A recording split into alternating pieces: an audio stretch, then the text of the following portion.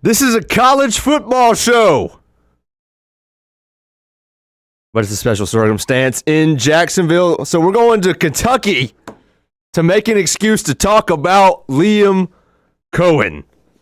Set to become soon the 8th coach in Jaguars franchise history. Dapping up Ray Lewis right there, but got a pretty good dap. Liam Cohen had a baby. Welcome in to the Action Sports Jacks 24/7 studio. I'm Jason Hamby. This is Stadium Pulse. This is college football talk and nothing but college football talk. But again, it's a unique day here in Jacksonville as we're on the cusp of a new head football coach for the Jacksonville Jaguars. Look, did anybody know who Liam Cohen was in his days at Kentucky? Not sure. But again, the things that pop, Will Levis was a first-round quarterback in the NFL. And I don't think there's a lot of offensive coordinators out there and a lot of minds that could have molded that. Mark Stoops certainly didn't do it. And then, he was gone for 22, comes back in 23. What were they? Well, they had Devin Leary as their quarterback who didn't work at any of the schools that he's been at. And they were still middle of the pack, 8th in yards per game and points per game in the SEC. And with a much less talent on that offensive roster, especially than a lot of other teams in the SEC that they were ahead of offensively. Liam Cohen, look, he's won. Or he's had good offenses everywhere he's been, and he's outperformed the talent that's on the team. Look, with the Rams, with Kentucky, with Tampa Bay, he looks like the guy.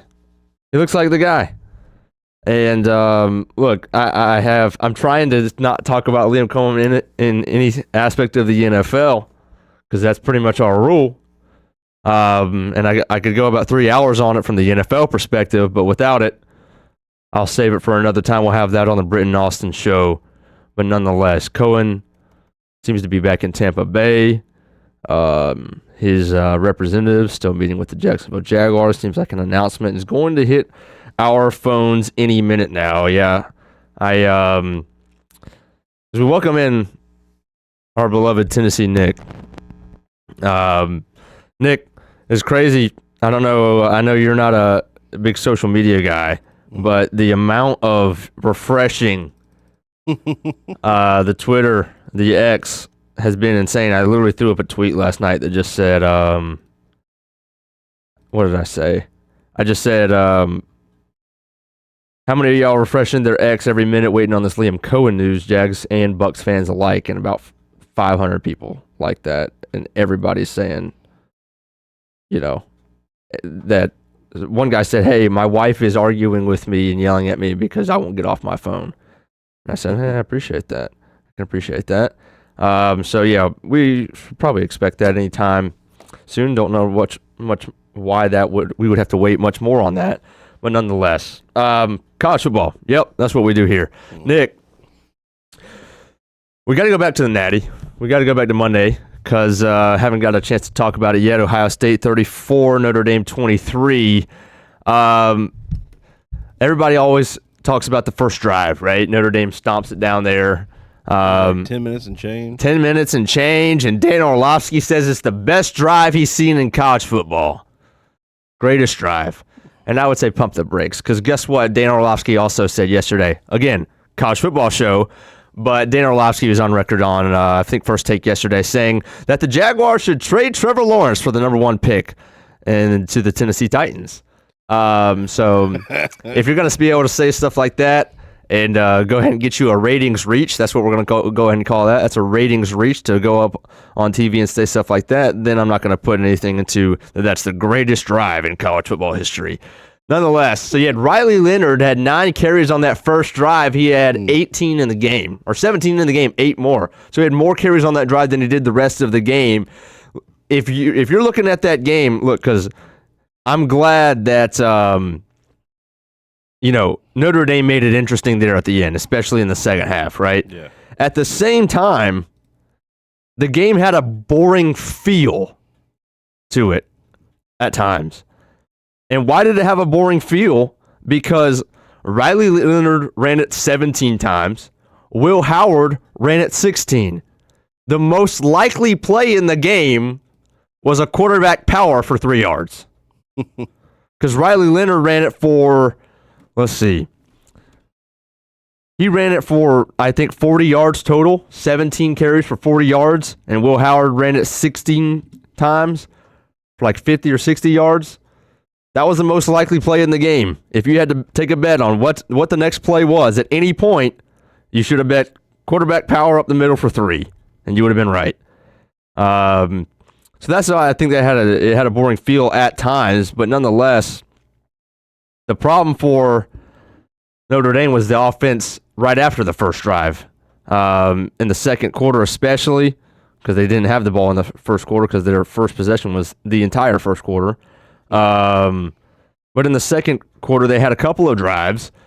And in the game total, Jeremiah Love had 4 carries. That's your best player. And I know he's been hampered up. He kind of barely played against Georgia. He barely played against Penn State. And the word going in was that he was going to be able to tote it quite a few times, that he was feeling as best he had in over a month, and yet he still carries it for 4 times for 3 yards. Notre Dame in the game had 26 total carries for a grand total of 53 yards. They're averaging 2 a run. Well, what's Notre Dame's MO? They run the football. So if you want to look at one stat that tells you the entire story of the game, they had a total of 53 rushing yards. That's it. That's all you need to know. Hell, they got 23 points with 53 rushing yards. Right. Leonard had 255 through the air, so okay. That's what I'm saying. And one of my takeaways is that Riley Leonard deserves a little bit of credit here. Notre Dame, if you tell me they run for 53 rushing yards, I might tell you they probably wouldn't score a touchdown. They might not score more than 10. And they put up 23 and kind of ran out of time there to score again. That's when going into the football game, I said that I thought that Notre Dame was going to win the game. And why did I say that? I said it was because they haven't played their best game yet. They run the football really well, and they play more like Michigan than any other team that Ohio State's played or would have played this year. They lined up, they played the same style that Michigan played. Hard-nosed defense and run the football. And for them to run for a 53 total yards and still have a shot to win the game pretty much at the end, that was very impressive to me. And why is that? Because Riley Leonard threw the football well. He threw for, 250 yards. A lot of that was to Greathouse. That one receiver kept having, he had multiple big catches. That would have been, that would have been the most passing yards he's thrown for all year. Sounds about right. Double check that for me, but I don't think he's thrown. I think because we've talked about on this show how he's averaging like 210, and he throws for, it seems like 230 against good teams. So if he threw for 255, Riley Leonard might have just thrown for his season best passing yards with 255 against a good Ohio State secondary. You got to give him, and at the very end, Ohio State knew what they were getting. They were getting quarterback run or drop back pass. There wasn't a whole lot of play action or runs to the running back there in the second half, especially when they were down. But again, Jeremiah Love, 4 carries, 3 yards. There's your story as well. On the flip side, Ohio State had 41 carries for 214. Judkins had a day, obviously 100 yards, 2 touchdowns. Will Howard was effective. They did enough, and obviously the big play is the Jeremiah Smith third down conversion, 3rd and 11, and you sell out, and you got Christian Gray, who's your top corner out there. Look, if you want to be the guy to be like, oh my gosh, I can't believe Marcus Freeman and Al Golden wouldn't drop 8 there and just play coverage and try to tackle it, like, what did they do on the play before? They sent the house, and that's what worked. So they're going to send it again, and you're going to trust a great corner to cover Jeremiah Smith. Maybe. Look, if you had to do it again, I'm sure they'd drop 8 and put a safety over the top there. But I don't know. That's not the play. That's not the play I would point at if I was a Notre Dame hater or just trying to point the finger at Marcus Freeman. The other play that I wouldn't point the finger at or the decision would be the field goal. Kicking the field goal, and I know he missed it, but kicking the field goal with 9.5 minutes, I thought that was a good decision. You're down 16. It's a 2-score game. If you make the field goal, it's a 2-score game. You want to tell me how effective or how likely it is that you get 2 touchdowns and both 2-point conversions? If they would have made the field goal, which was a chip shot, then they would have been down 6 with 4 minutes to go. They would have been down 6 because that obviously they would have got those 3. Then they wouldn't have had to go for 2 the next time. So everybody, I mean, there's 9.5 minutes.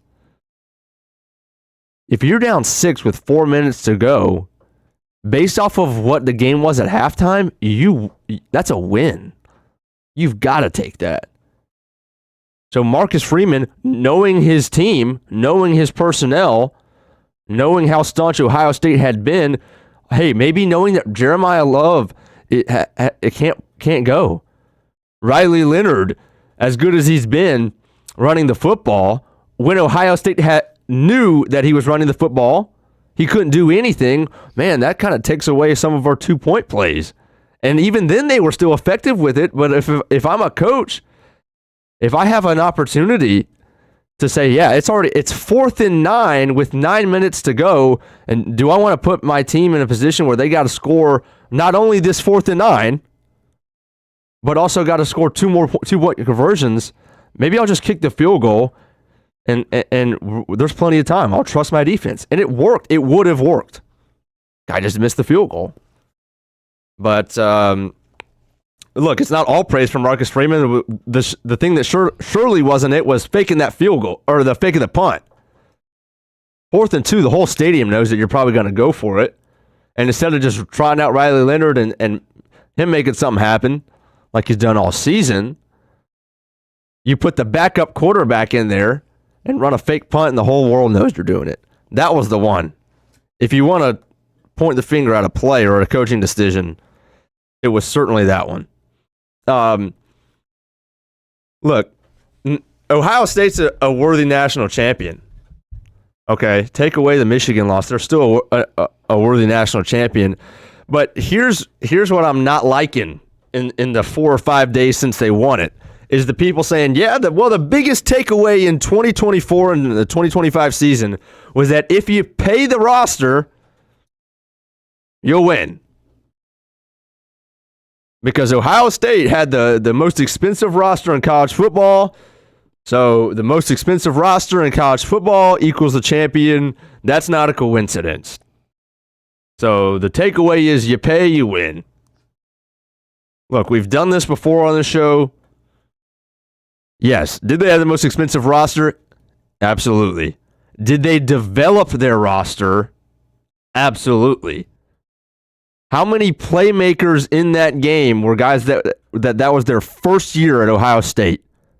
Of 22 starters, 3. Now, very big positions. I'm going to give that to you. Will Howard, Quinshon Judkins, and Caleb Downs. They're starting quarterback, they're starting running back, and they're starting safety. Those are the 3 players they bought, and that were in their first year. Is Jack Sawyer bought and sold? 44, the Polynesian guy, can't pronounce his name off the edge. He should be a first rounder. How about Igbuka? How about their entire defense, Tyleik Williams?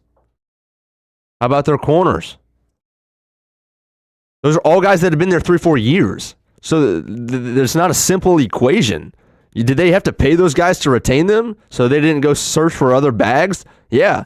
There's probably a couple players on that starters on that Ohio State football team that were big-time playmakers that could have made more elsewhere.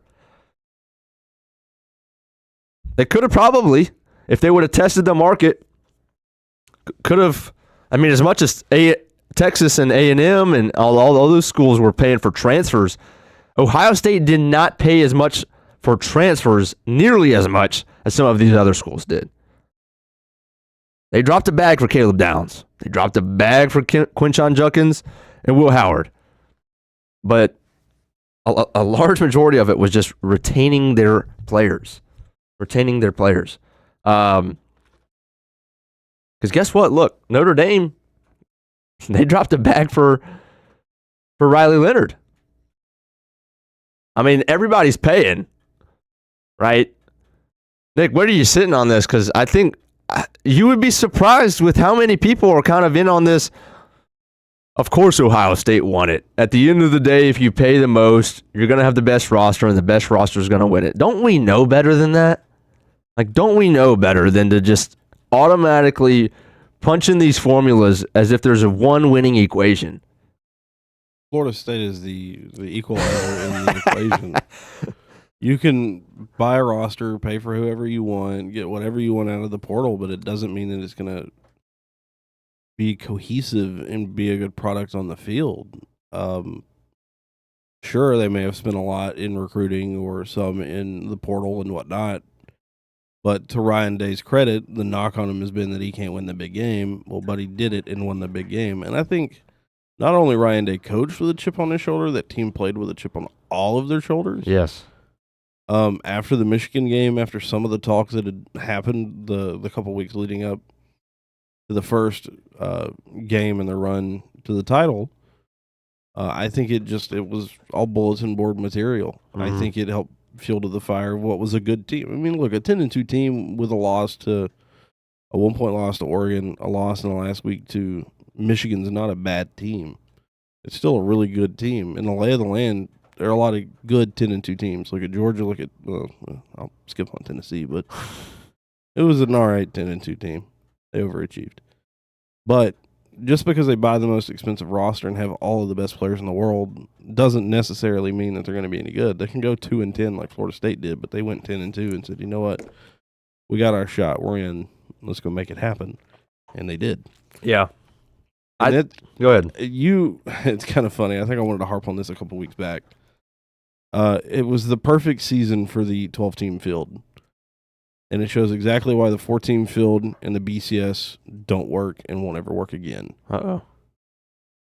And I'll die on the hill that they won't work. Sure, it's not what we would all want as college football fans. In some degree, it's wonky. We're getting used to it. It may expand again, but it showed the parity of why it was the perfect year for it to come out as a 12-team playoff. So you would say that your biggest takeaway in 2024 of this season, now that we're able to look back, now that the season is over, is that the 12-team playoff was perfect? I think it came at a good time, yes. Okay.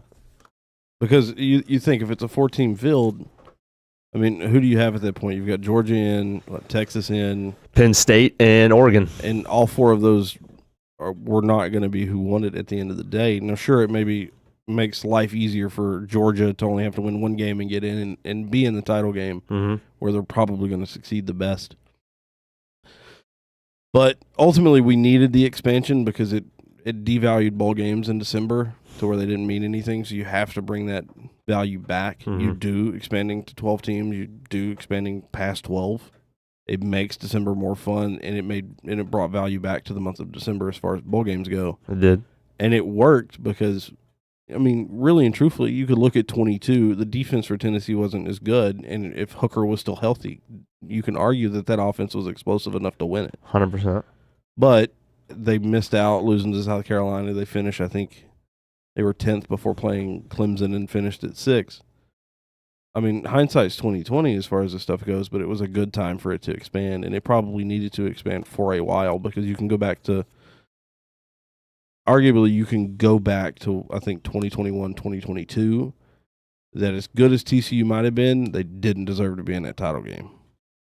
And that might have been weeded out sooner in a bigger playoff field. No, yeah. I mean, that's – if I'm going to put my stake in the ground based off of past national championship matchups, then really that's where I would go exactly at that last point that you made.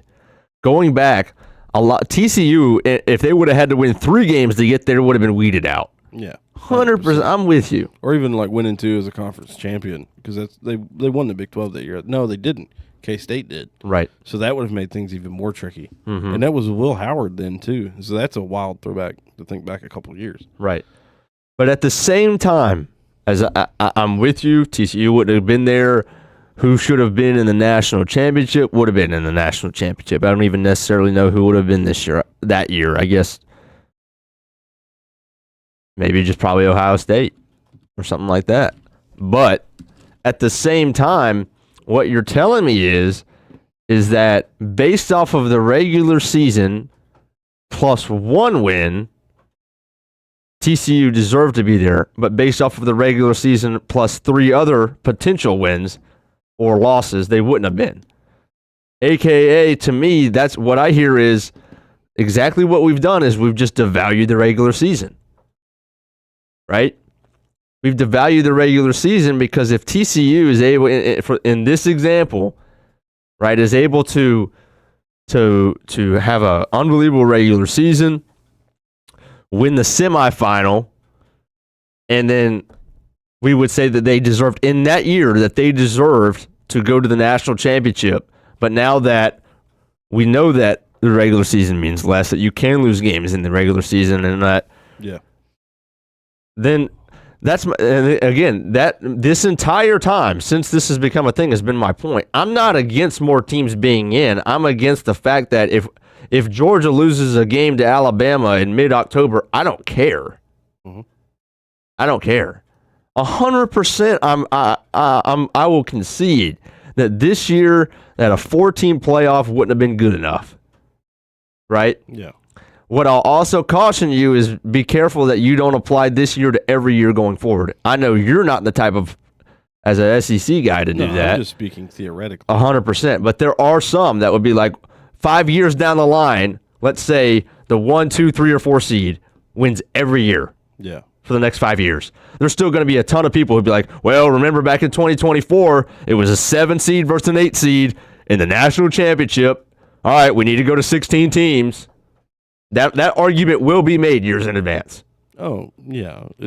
I'm not saying as someone who wants to expand it again, I think 12 worked perfectly fine. Mm-hmm. I think of 133, really and truthfully only the top 15, 18 teams are worth being in those 12 slots. And you can argue that the right 12 teams got in. Maybe South Carolina deserved to get in. Maybe we see 9 and 3 teams get in over group of 5, group of 6, whatever it is now.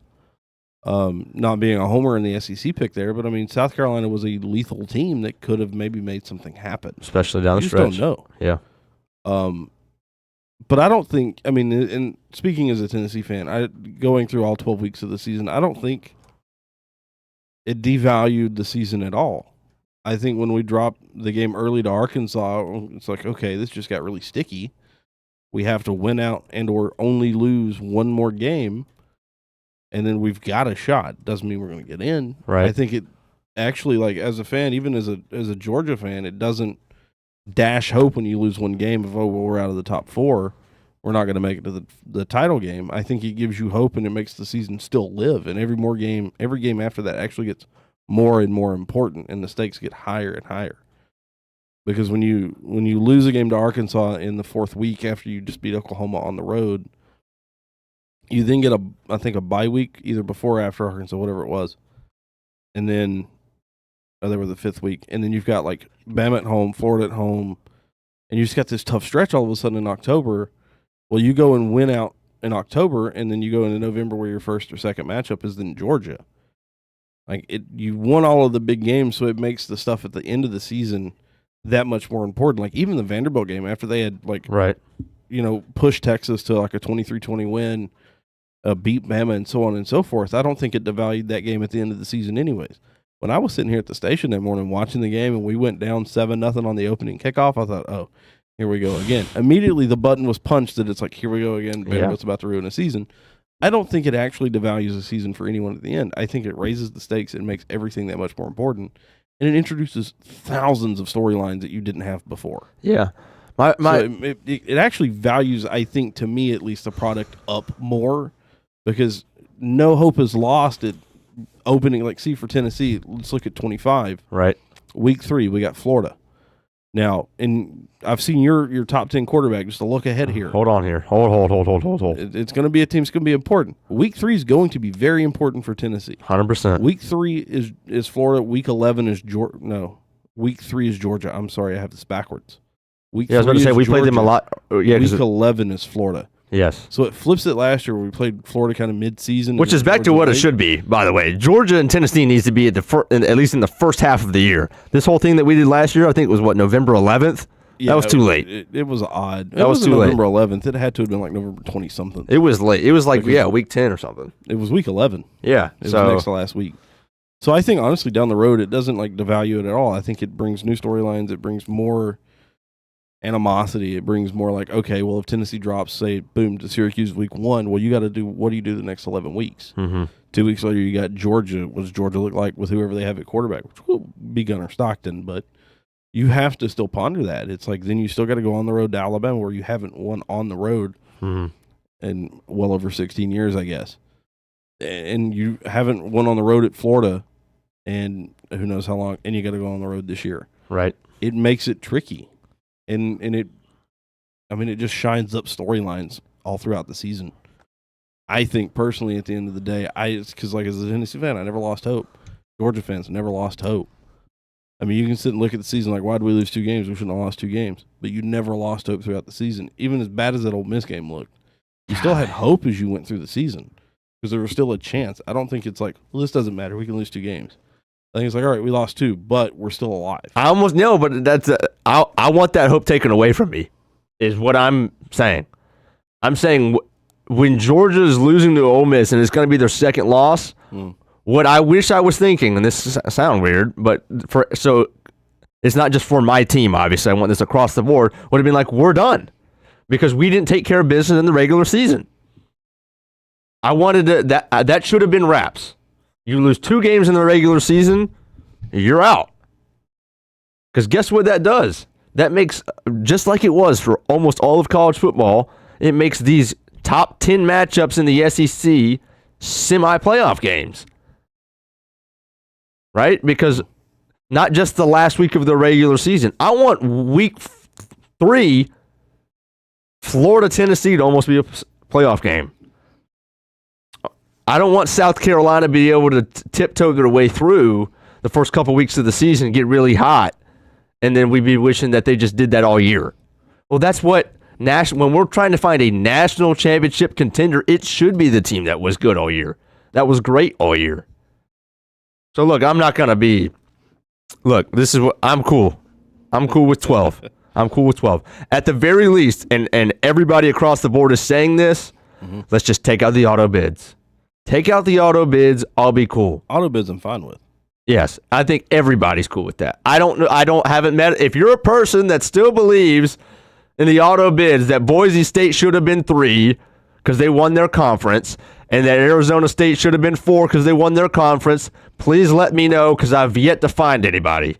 Please make yourself known in the comments. I promise I won't say anything unkind. I just want to understand what you are thinking. So if you exist, please let me know. Because look, if we get rid of that, we'll be good.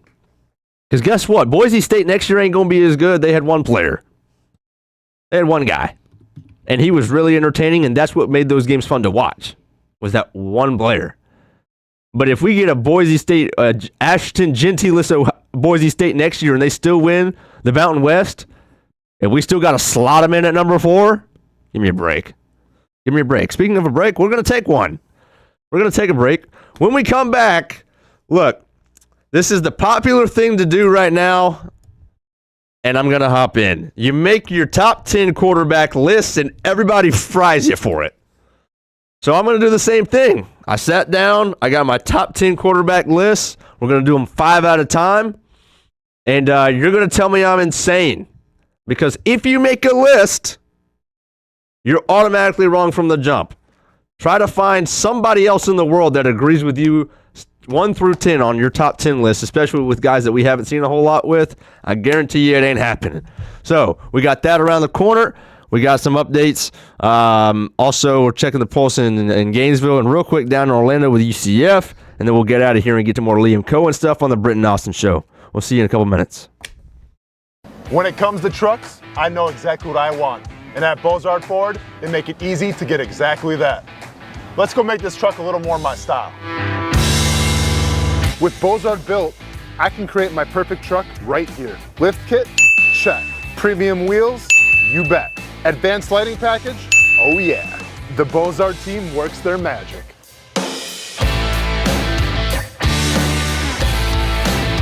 From bumper to tailgate, I'm making this truck mine. It's everything that I wanted and more. From the field to the gym to weekend adventures. This truck's built for my journey. Bozard Built.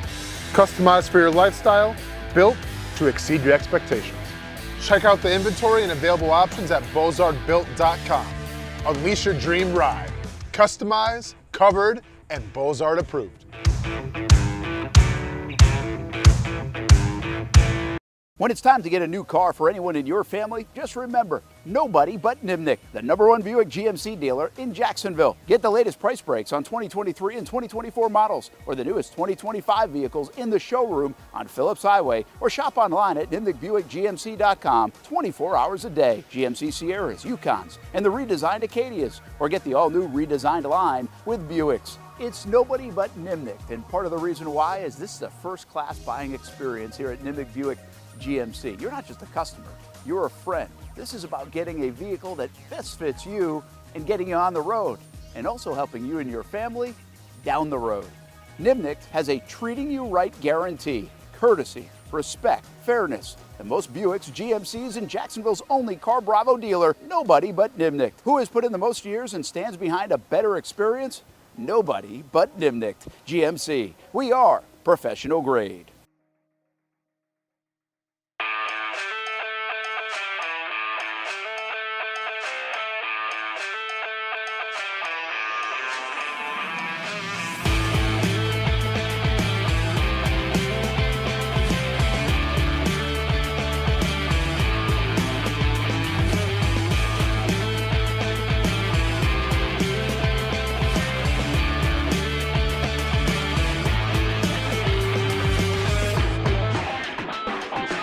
If you need a quality play this football season at your home, call That One Painter First Coast. Locally owned and operated, experienced employees, no builder-grade materials. And there's more, and for that, we throw it to Noah Schlicksup. That One Painter First Coast can apparently help your kicking game, too. Well, after my failure on skinny sticks last year on Creekside game day, I've spent a lot of time out here at Creekside practicing my kicks. There's only one issue. How is that even possible? The good news is I know exactly who can help. That One Painter can handle all your painting needs, from field goal posts to cabinets to stucco. They got you covered. Though they may not be able to help with my kicking, they can certainly help with the posts. Call That One Painter First Coast today for all your painting needs at 904-495-1373.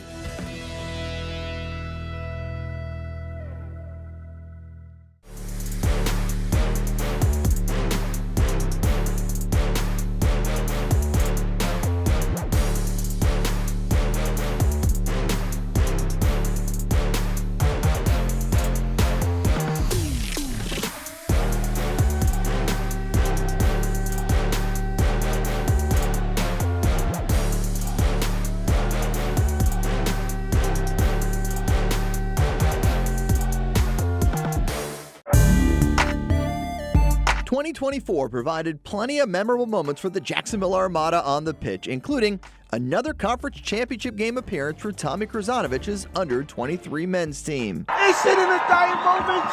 Debuting this year for the first time, the girls in blue, as the Armada fielded a women's under-23 side in the WPSL and made its presence known with some highlight moments. Potential goal of the season. Then attention turned to the future, with MLS Next teams representing the Armada badge in 3 age divisions this fall, including an under-19 squad ranking among the best in the state. Those teams are a big focus on Fleet and Footy, covering the big soccer stories each week on the Action Sports Jack's 24/7 network. I'll put one in the back of the net for you. Join us for player profiles, fun interviews, and the very latest on the Fleet and all things footy. That's every Thursday at 2 p.m.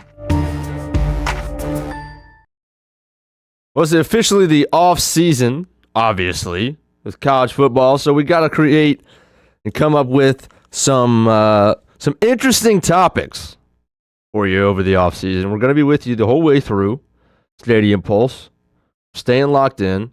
But that being said, the thing to do this week was to throw out your top 10 quarterbacks list. Guys that are returning to college football for the 2025 season. So guys that have declared, like Shador, Cam, Dylan Gabriel, they don't count. That's 2024. But 2025 is what we're doing. And first off, the first persons I saw that did this, I forgot who it was. I should have known who it was. It might have been like Danny Cannell or something. They had Sam Leavitt, Arizona State quarterback, at number 1. And I said, holy cow, I got to make a list. Because what in the world? He wasn't even the best quarterback on his team. Cam Scataba was the better thrower of the football that day against Texas. Now, is that an exaggeration? Yes, it is. However, is Sam Leavitt being your number 1 quarterback returning to college football in 2025 an exaggeration? I would hope that, yes, it is as well. So that's when I knew that I had to create a list. Because that's insane. So let's get into it. Before you throw that up there, so I wasn't able to create one with all top 10. So I have a list of my top 5, and but I'll rattle off the first couple to you before we get to the visual. The epic up. Huh? Yeah, we're gonna start bottom up on this thing. All right, coming in at number 10, the 10th best quarterback in college football in 2025 is going to be, much to Tennessee Nick's chagrin, Nico Iamaleava. Okay, I got him at number 10.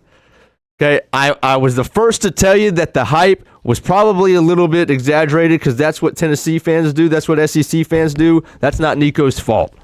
Okay, at the same time, the biggest hindrance to Tennessee all season long was Nico's inability to hit downfield shots. To stretch the field, push the ball down the field, the 15 to 40 range.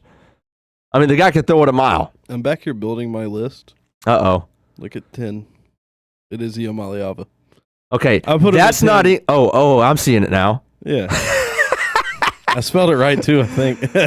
Hey, we might have a fancy graphic coming up for the top 5, but at the end of the day, we're still from the dirt. We're going with pen and what we got, pencil. No, it's pen. Oh, pen and paper back there with gibberish writing. I had no idea what was underneath what that. Is this, hieroglyph? Holy cow. Iamaleava's at 10. If the Tennessee fans got Nico at 10. I put him at 10 because I want him on the list. I don't know where I could put him any higher than 10. I think he's got a lot of upside and he's still got a lot to improve on. Yeah, the fans overblew the hype last year, but I still think ultimately the team overachieved, but whatever. Back to yours. Okay. Oh, now I feel good already. If we agree on where your quarterback's supposed to be. Again, would not be surprised if this guy has an unbelievable sophomore season now that he's got a lot of starts under his belt. Okay? Because look, if this guy starts dicing in the 15 to 40 range, deep overs, deep crossers, back shoulder shots, watch out. This is a Heisman candidate. But as of right now, he was one of Tennessee's biggest hindrances. Now, look, he didn't turn the football over much, so huge hat tip there. A lot of credit to him as a freshman in some tough environments, but still a lot of room to grow. Coming in at number 9, a guy that maybe SEC fans are not too familiar with, but you need to be, is John Mateer. So he's a transfer coming over from Washington State. Now he's at Oklahoma. It's a great get for the Sooners now that Jackson Arnold is gone. So John Mateer last year, over 3,000 yards, 29 touchdowns, 7 picks. Right, the guy's a phenomenal thrower. I mean, throws lasers. So shout out Sanch, that a baby. John Mateer is at number 9. Okay, that's a guy that's going to rise up boards next year for sure. Number 8, Whoever had him at number 1, I wish I knew. I wish I remembered. But here's your guy, Sam Leavitt, Arizona State quarterback. Look, if you're gonna say ahead of a semifinal game that you're gonna prove that you're the best quarterback in the game, and that you're better than better than Quinn Ewers, and then you're gonna go out there and get outperformed by your running back throwing the football, you can't crack my top 5. Now, is this guy gonna be a good player? And is he already a good player? Absolutely. Absolutely. But he's coming in at number 8 for me. Freshman season at Arizona State, just under 3,000 passing yards, 24 touchdowns, 6 picks, 5 rushing tuds. Okay? The stats will line up. And again, if I'm just going off of stats, then you're really going to hate my list. You're really going to hate my list. But, so we're not just going off of stats here. Was it On 3? Because On 3 does have Leavitt at 1. Okay, maybe it was them.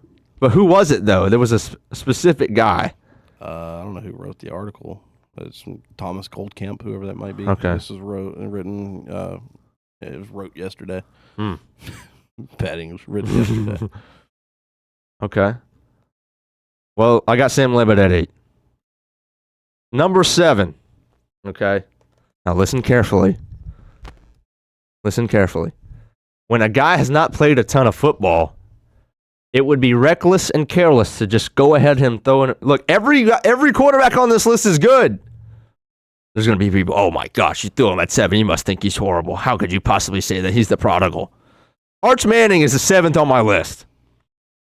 Okay? Interesting. Arch Manning is at 7.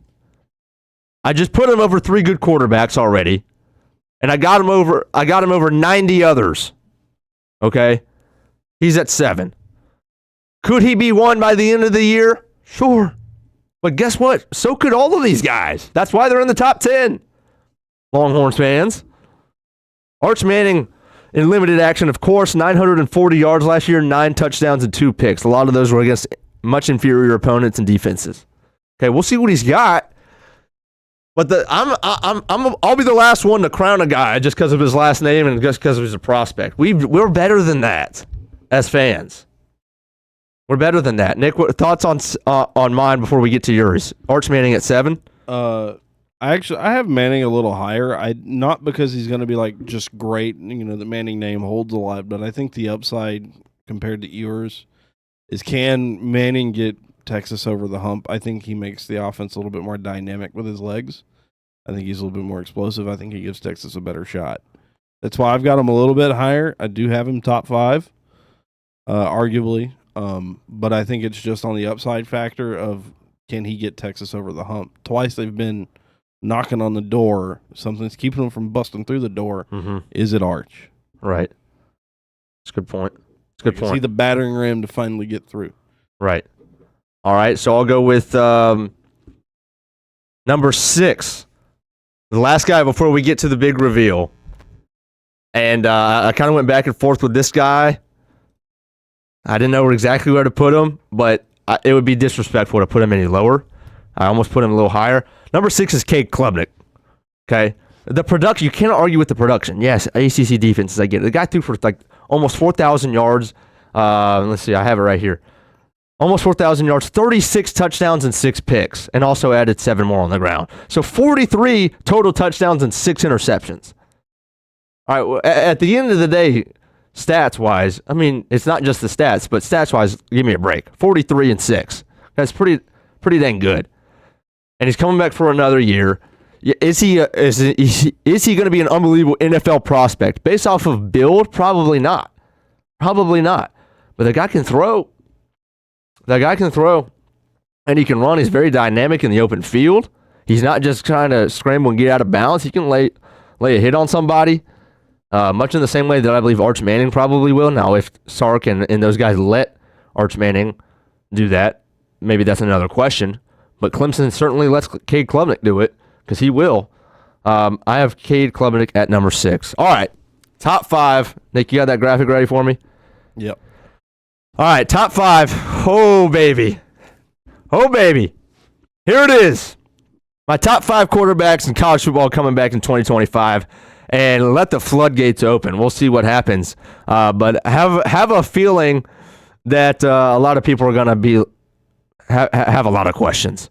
So we'll start at number 5. Is DJ Lagway.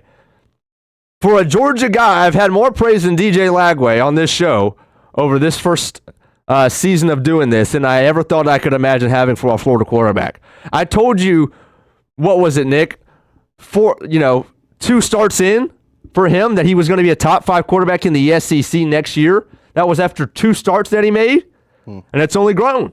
I think he's a top 5 quarterback in college football. Yes. Is he, for all the people saying that he's 1 or 2, no, he's not. No, he's not. He's not right now. Could he finish that way? Again, every single guy on this list could. But he's still a freshman quarterback, and he looks like a freshman quarterback. Even if you go to the bowl game, Tulane, he played bad in that football game. Just careless turnovers, throwing it right to the other team, not seeking zone coverages, backed up in his own end. Okay, that's what a freshman quarterback does. That's what he did. No slight to him. But he's not a top 2 quarterback. He's not the best quarterback in college football already. Now, he's unbelievable. He's got the best deep ball in the game. He might have the best deep ball in college football. But does he pick up progressions like everybody else? Not yet. Does he read defenses like everybody else? Not yet. Is he the commander of the offense that some of these other guys are? Not yet. Probably will be soon. If you trust Napier, again, Florida fans will probably be the ones to be like, Napier's going to hold Lagway back. I bet you there are a lot of those. Napier with his play calling is going to hold Lagway back. I don't know. I think Napier and him are going to be a great fit. Again, we've only seen him for a handful of starts. But I got Lagway at number 5. Number 4, I got Drew Aller. Okay, talk about expectations. This Penn State team is going to have expectations, like extremely lofty expectations for the first time ever. Their own fan base always has high and lofty expectations. But nationally, as you well know if you've watched us before, they're always seen as frauds until proven otherwise. Am I right, Nick? What was that? I'm sorry. Penn State always seen as frauds 100%. Until proven otherwise. And they proved otherwise this year. But now they've got a ton of guys returning on defense, other than Abdul Carter, who's going to be a top 10 pick in the NFL draft off the edge. And then they have Drew Aller. Okay? Here's what I'm not doing when I'm making my list. I'm not looking at one game, as in their most recent game. If I did that, Drew Aller might not be on my list. He played terrible against Notre Dame. Tried to give the game away and lose it multiple times. But Drew Aller is at number 4. Last year, 3,300 yards passing, 24 tuds, 8 picks, 6 more tuds on the ground. Another guy that can run it a little bit, just enough to be an extension, to loosen things up. He's going to be a high prospect at the quarterback position, NFL-wise. All right, number 3. This might be the number 1 guy potentially as well. He might be the most explosive and dangerous guy. It's Lenore Sellers from South Carolina. Unbelievable freshman year. Unbelievable. I don't know if that was his true freshman year, but that was his first year playing. 100%. And Lenore Sellers might be the most dangerous guy as far as extending plays. Look, if you talk about the new wave, it's not new wave, but new is general for last 10 years of NFL quarterbacks, guys who can extend plays, scramble, gain yards on their feet, find receivers down the field, keep their eyes up when they're moving out of the pocket. Lenore Sellers is the best of this on the top 5 right now. Right now. He's not necessarily your pocket guy. Last year, the yards passing are down. He's not going to throw the ball all over the field quite yet like these other guys are. He had 2,500 yards passing, 18 touchdowns and 7 picks. But on the ground, he had about 700 yards rushing and 7 touchdowns. Okay, so this is the most dual threat of everybody. Lagway is not going to run as much as people think, even as he gets more comfortable. He'll run it every once in a while, and he'll be a threat. But he's not going to run as much as Sellers will. Sellers is incredibly dangerous. I got him at number 3. Number 2, I got a feeling this is where people will really disagree. Okay, if you want to take a guy that threw for 3,500 yards, 29 or 28 touchdowns and 12 picks, and say just because against really good teams he threw a couple picks and he didn't play well. I'm not trying to tell you that he didn't. He didn't play well against Bama. He didn't really play well against Ole Miss, and he didn't play well in the first half against Notre Dame. Okay, but if you're going to tell me that right now for your season that you'd pick 5, 6, 7 guys ahead of Carson Beck, I'm going to tell you you're crazy. I'm going to tell you you're crazy. A healthy Carson Beck is a top quarterback in college football on any team. On any team. Elite processor. Elite manager. And I'm not telling him I'm a game manager. I'm telling you of the offense. And again, I don't think he's a game manager because I think he gets no darts or right up there with anybody down the field. But I'm talking about as far as managing the offensive line, checks at the line of scrimmage, getting us in the right play. That's why Kirby Smart loved him so much. Is he going to have the exact same stats as Cam Ward? So all these people who would say Cam Ward is the second best quarterback in college football behind Shedeur Sanders. Am I saying that Carson Beck is going to have equal stats to Cam Ward? No, not necessarily, but he could. He could. If I have to play a game tomorrow and I got to win the football game and I have to pick Carson Beck or DJ Lagway right now and the game is tomorrow, I'm taking Carson Beck. If the game is in a year and a half, I'm taking Lagway. College game. And not just because Carson Beck will be out. I think that's how much Lagway will continue to progress. But if the game is tomorrow, I'm taking Carson Beck. And I think he deserves to be there. Number one, I think this guy was, at one time, and trust me, this has nothing to do with Mel Kiper's list because I disagree with Mel Kiper more than I agree with him, and probably so do you. But there was a reason that at one point, Garrett Nussmeier was a top 10 quarterback in Mel Kiper's draft mock. Okay, this is the most NFL-ready pocket NFL guy that there is in college football right now. And there's a reason for it. I wish I knew this off the top. He threw for 4,000 yards last year. How many quarterbacks in college football threw for 4,000? How many hit the 4K mark? I bet you this was one of the only ones. I bet you there was only a handful. Garrett Nussmeier, right now, I think is the best college quarterback in college football. 4,000 yards, 29 touchdowns, 12 interceptions. And the slight is, and why everybody that I've seen doesn't have him as high, is because it's the turnover problem. There will be times where you're like, what is Nussmeier doing? Guess what? The same can be said for every single one of these guys. There are times where I'm like, where is Beck throwing the football? He's throwing into double coverage and against Florida. There are times. The Georgia-Florida game where linebacker's sitting right there. Carson Beck throws it right to him. Lagway did the same thing. Lagway did it against Tulane. Aller did it against Notre Dame.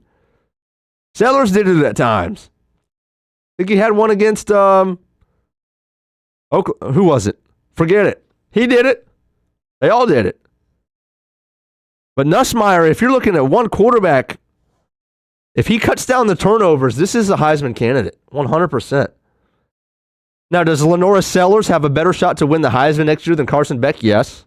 Does Lagway probably have a better shot to win the Heisman than Carson Beck? Probably as well. But I'm not choosing the Heisman. I'm choosing the best guy. If for week 1 of next season. Now, week 10, week 11, week 12 might be a different story. I'm sure my list will look much different.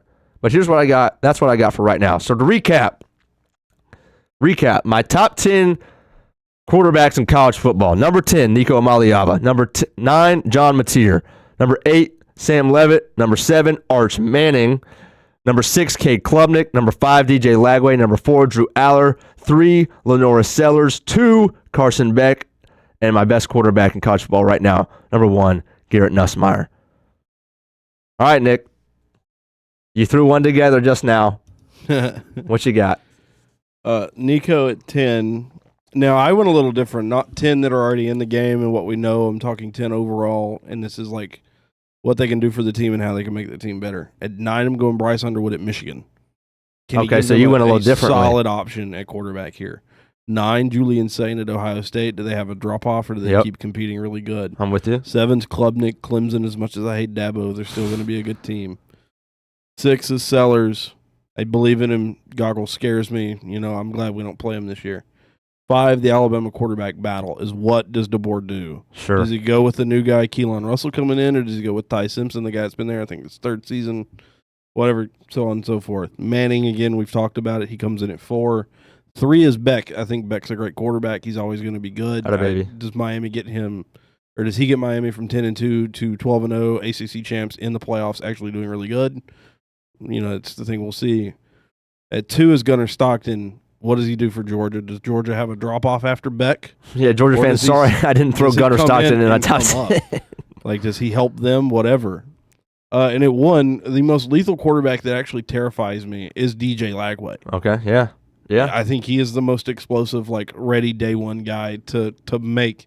And it's why people, I've seen the spiel of, can Florida win the title next year? No. Maybe not. But they're going to, I think, be very well in contention to make the playoff with this guy. Again, only got to get to 10-2. For a team that's like maybe not 100% there, you've got a guy that can probably get you to 10-2 and might have gotten you to 10-2 last year.